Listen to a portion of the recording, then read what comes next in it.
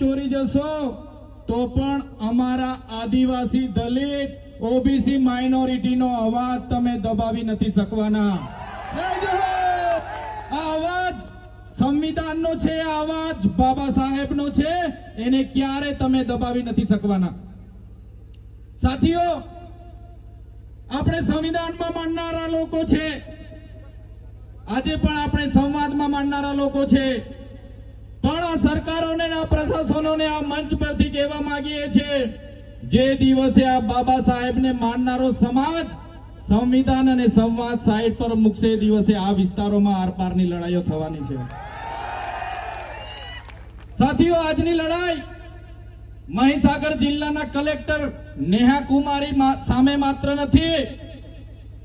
આજની લડાઈ એવી વિચારધારા ધરાવતા, એવી માનસિકતા ધરાવતા ગુજરાત અને દેશના અધિકારીઓ સામે છે, સિસ્ટમ સામે છે।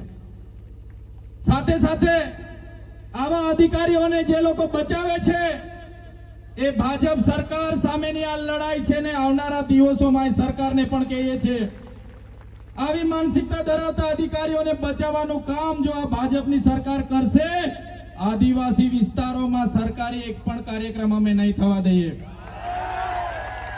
લડત અમારી ચાલુ થશે, ચાલુ રહેશે।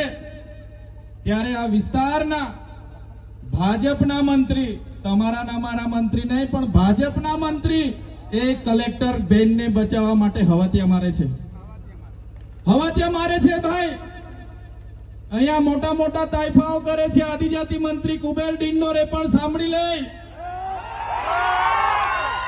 અમારા બાળકોને શિષ્યવૃત્તિ આપવા માટે બજેટ નથી એ ભાઈ પર, અને આવા તાઇફાઓ કરવામાં કરોડો રૂપિયાનો ધુમાડો કરે છે, આદિજાતિ બજેટને એને પણ ઓળખી લેવું પડશે।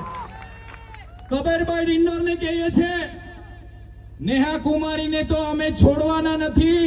તમારામાં પાણી હોય, આ વિસ્તારોમાં શિક્ષકો નથી, એ શિક્ષકો મૂકો। તમારામાં પાણી હોય, તમારી સરકારમાં પાણી હોય, શાળા બનાવો।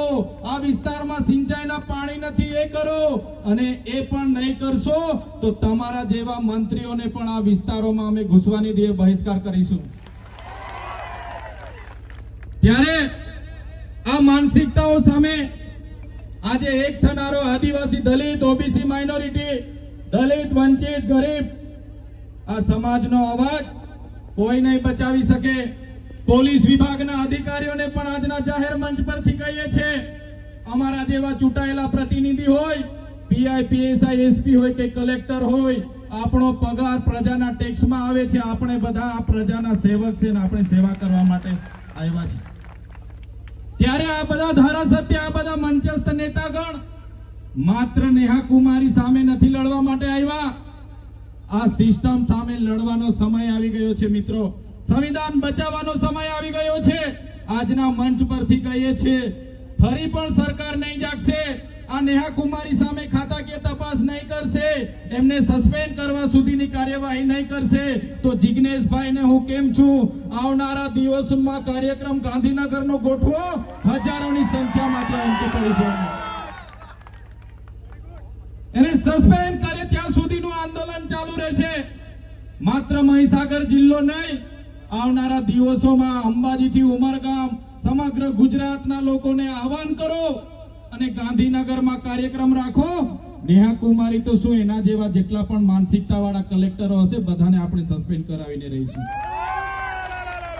ત્યારે સાથીઓ, આવી જ એકતા, આવો સહકાર બધા સાથી ધારાસભ્ય મિત્રોને આપતા રહેજો। જ્યારે પણ આહવાન થાય, મોટી સંખ્યામાં આપણે ફરી પણ ઉપસ્થિત થવાનું થશે તો થઈશું।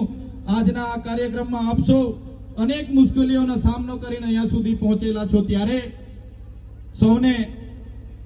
સૌનો આભાર માનીએ છીએ। સાથે આવો જ સહકાર તમારો મળતો રહે અપેક્ષા પણ રાખીએ છીએ।